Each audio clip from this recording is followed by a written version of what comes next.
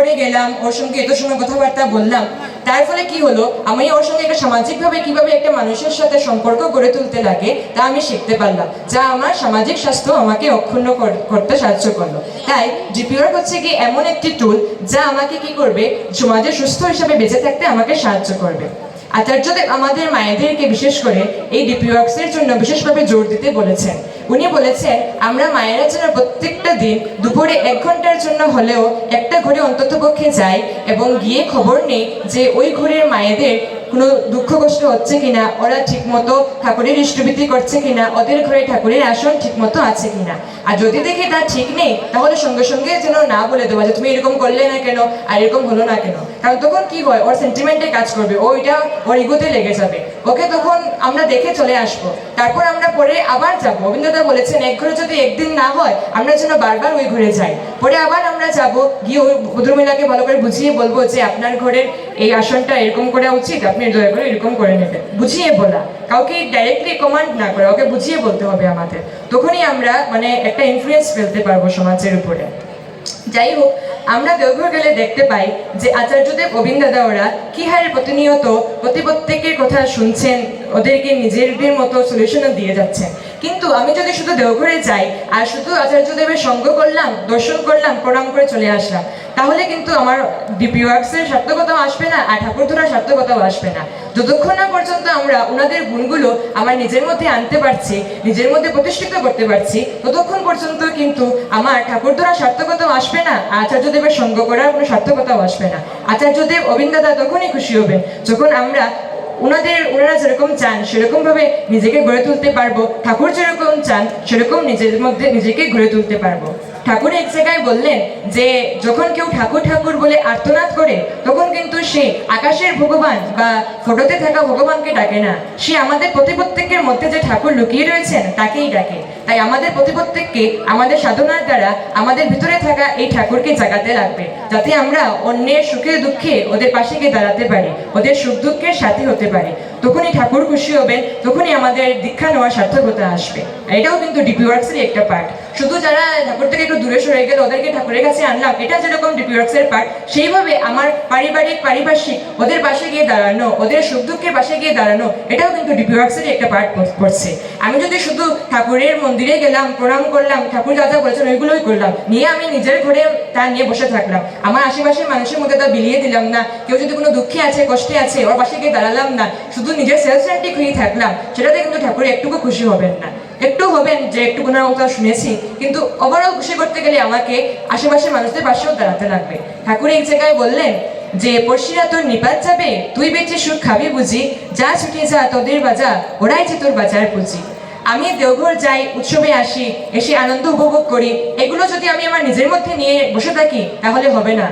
আর আমাকে এগুলো, আমি আজকে এখানে আসলাম মাতৃসম্মেলনে, এসে আমার কি এক্সপিরিয়েন্স গেইন হলো, আচার্যদেব দেওঘর এরকম বলেন যে কেউ দেওঘর গিয়ে কি উপভোগ করে আসলো, তার জন্য ও নিজের জায়গায় গিয়ে সবার সঙ্গে গল্প করে কি বুঝলো, কি দেখলো, আচার্যদেব ঠাকুরের ওইখানে গিয়ে কি ফিল করলো। যখন আমরা ওইগুলো আমাদের কথা শেয়ার করবো অন্যদের সাথে, তখন ওরাও যাচিত হবে, ওরাও ঠাকুরের মুখে উদ্বুদ্ধ হবে। তাই আমাদেরকে আমাদের পারিপার্শ্বিক সবার দিকে নজর রাখতে লাগবে, যাতে ওরাও ঠাকুরের দিকে উদ্বুদ্ধ হতে পারে। এবার আপনাদের ডিপি ওয়ার্কস রিলেটেড কয়েকটি ঘটনা বলছি। একদিন এক বয়স্ক ভদ্রমহিলা এসে আচার্যদেবকে বললেন যে উনি খুব অসুস্থ শারীরিকভাবে এবং উনার প্রত্যেক দিন 10 থেকে 12টা করে ওষুধ খেতে লাগে। তখন আচার্যদেব বললেন যে আপনি এক কাজ করবেন, আপনি প্রত্যেকটা দিন একটি ঘরে গিয়ে শুধু জয়গুরু বলে চলে আসবেন, আপনাকে আর কিছুই করতে লাগবে না। ঠিক সেই মতো ভদ্রমহিলাটিও প্রত্যেকটা দিন একটি ঘরে গেল এবং গিয়ে শুধু জয়গুরু বলে চলে আসলো। ঠিক কয়েক মাস পরে সেও আচার্যদেবকে বলল যে আগে আমি এরকম করেছি, এখন আমার আর একটি ওষুধও খেতে লাগে না, আমি এখন সম্পূর্ণভাবে সুস্থ হয়ে গেছি। তো এই হলো কি আমাদের ডিপি ওয়ার্কের সার্থকতা। আরেকদিন এরকম একদল দাদা এক মারাঠি পরিবারে গেলেন ডিপি ওয়ার্কস করতে, গিয়ে দেখলেন যে ওই ঘরের মা এবং মেয়ের মধ্যে একদম ভালো সম্পর্ক নেই। মানে মা মেয়ে গত 2 বছর ধরে নিজেদের মধ্যে কোনো কথাবার্তাই বলছে না, একজন আরেকজনের নামে মান অভিমান নিয়ে বসে আছে। তো যাই হোক, ওই দাদারা কোনো মতে দুজনকে একসঙ্গে বসালেন, বসিয়ে ওদেরকে ঠাকুরের কথা বললেন। বলতে বলতে ওরা নিজেরাও একজন আরেকজনের নামে কমপ্লেন্স দিতে থাকলো, মান অভিমানের কথা বলতে লাগলো। প্রায় 2 থেকে 3 ঘন্টা পর এরকম কথা বলতে বলতে কি হলো, হঠাৎ করে দেখা গেল যে ভদ্রমহিলা এবং মেয়েটি দুজনকে ধরে কাঁদতে শুরু করলো। তখন তারপর আসার সময় ওই মাটি দাদাদেরকে বললেন যে আগে দাদা আপনারা দয়া করে এসেছেন বলেই আজকে আমি আমার মেয়েকে ফিরে পেলাম। তখন দাদারা বললেন যে এতে আমাদের কোনোই ক্রেডিট নেই, আচার্যদেব গোবিন্দ দাদা আমাদেরকে পাঠিয়েছেন বলেই আমরা এখানে এসেছি। তখন মাটি খুশি হয়ে বলল আমি আমার সন্তানদের ঠাকুরের চরণাশ্রিত করতে চাই এবং ওদের দীক্ষা দেওয়াতে চাই। তখন দাদারাও যথাযথ ওদের দীক্ষার ব্যবস্থা করে দিলেন। আরেকদিন ঠিক এইরকম ভাবে এক দাদা সেলুনে গেছেন চুল কাটতে। তো উনি ওই সেলুনে যে চুল কাটে ওর সঙ্গে প্রতিনিয়ত ঠাকুরের কথা গল্প করছেন। তো করতে করতে হঠাৎ ওই ভদ্রলোক উঠে বললো যে আমিও তো জয়গুরু দীক্ষিত। তো ওই দাদারা তখন ওকে বুঝিয়ে বললেন যে জয়গুরু দীক্ষিত এরকম বলতে নেই, জয়গুরু কথাটার অর্থ হলো গিয়ে আমাদের প্রত্যেকের মধ্যে রাম এবং রাবণ উভয়ই রয়েছে। তো আমার ভিতরে থাকা রামের যাতে জয় হয়, আমার ভিতরে থাকা শুভ শক্তির যাতে জয় হয়, তার জন্যই আমরা কাউকে জয়গুরু বলি। হ্যাঁ, আর জয়গুরু দীক্ষিত এরকম বলতে নেই, বলতে লাগে যে আমি পরম প্রেমময় ঠাকুর অনুকূল চন্দ্রের দীক্ষিত। তারপরে দাদা যথাযথ ওই দাদাটাকে সবকিছু বুঝিয়ে বললেন কিরকম ভাবে ইষ্টবৃত্তি করতে লাগে, কিভাবে যোজন মানে ঠাকুরের বিষয়ে জানতে লাগে, নাম ধ্যান সবকিছু উনি বলে দিলেন। তারপর ওই ভদ্রলোকটির কাছে উনি কয়েকদিন পর আবার গেলেন। তো কয়েক মাস পর দেখা গেল ওই ভদ্রলোকটি কি হয়েছে, মানে আগে ও অন্য একজনের দোকানে কাজ করতো, এখন ও এইভাবে ঠাকুরের পথে চলতে চলতে ও এখন নিজের থেকে দোকান দিয়েছে আর ওর দোকানে অনেক আয় উন্নতি হয়েছে। তো ও ভদ্রলোক খুশি হয়ে দাদাটিকে বলছে যে আপনি আমাকে সেদিন বলেছিলেন বলেই আমি আজকে এত দূর আসতে পেরেছি আর আমার এত আয় উন্নতি আজকে। দাদাটি বললেন এতে আমার কিছুই নেই, ঠাকুর আপনাকে আশীর্বাদ করেছেন, আপনি ঠাকুরের পথে চলেছেন বলেই আজকে আপনি এখানে আসতে পেরেছেন। তারপরে ভদ্রলোকটি খুশি হয়ে বললো যে আমি আমার স্ত্রীকেও ঠাকুরের দীক্ষা দেওয়াতে চাই। তারপর ওই স্ত্রীরও দীক্ষা হলো। বা আমরাও যখন নিজের জীবনে ডিপি ওয়ার্কসে যাই, বেরোই, চেষ্টা করি পড়াশোনার মাঝখানে একটু যেতে মাঝে মধ্যে, তখন দেখি যে মানুষ কত দুঃখে কষ্টে জীবনযাপন করছে।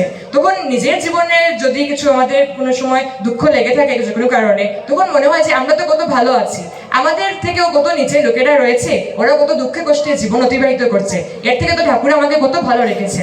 তখন কি হয়, তা আমাদের মানসিক স্বাস্থ্যকে মানে ভালো রাখতে সাহায্য করে, আমরা তখন মেন্টালি একটা মানে রিল্যাক্স ফিল করি। ঠিক আছে, তো তারপর একটা ঘটনা বলছি। একদিন আচার্যদেব গোবিন্দ দাদা দেওঘরের মনোজ্জা দাদা ওদেরকে পাঠালেন ডিপি ওয়ার্কস করতে আশেপাশের গ্রামগুলোতে। তো একদিন কি হলো, মনোজ্জা দাদা ওরা আশেপাশে গ্রামে গিয়ে একটি ঘরে উপস্থিত হলো এবং ওইখানে গিয়ে দেখলো যে ওই ঘরে একজন শুধু বয়স্ক ভদ্রমহিলাই রয়েছেন আর ওই ভদ্রমহিলার কেউই নেই। তো ওরা গিয়ে বললো আমাদেরকে তো আচার্যদেব গোবিন্দ দাদা পাঠিয়েছেন, আমরা এরকম এসেছি। তারপরে ভদ্রমহিলা ওদেরকে দেখে হাউ হাউ করে কাঁদতে শুরু করলো, বললো দাদারা তোমরা এত দেরি করে আসলে কেন? আমি দীক্ষা নেওয়ার পর কিভাবে ঠাকুরের ইষ্টবৃত্তি করব, কিভাবে তা পাঠাবো বা কিছুই আমি কোনো খবরই পাচ্ছিলাম না, শুধু দীক্ষাটাই নিয়েছি, আমি কিভাবে ঠাকুরের দিকে এগিয়ে যাবো কাউকে জিজ্ঞেস করার একজন লোকও পাচ্ছিলাম না বলে ভদ্রমহিলা হাউ হাউ করে কাঁদতে শুরু করলো। তখন মনোজ দাদারা ওনাকে তোমার কাছে ক্ষমা প্রার্থনা চাইলো এবং ওনাকে সবকিছু যথারীতি বুঝিয়ে দিল।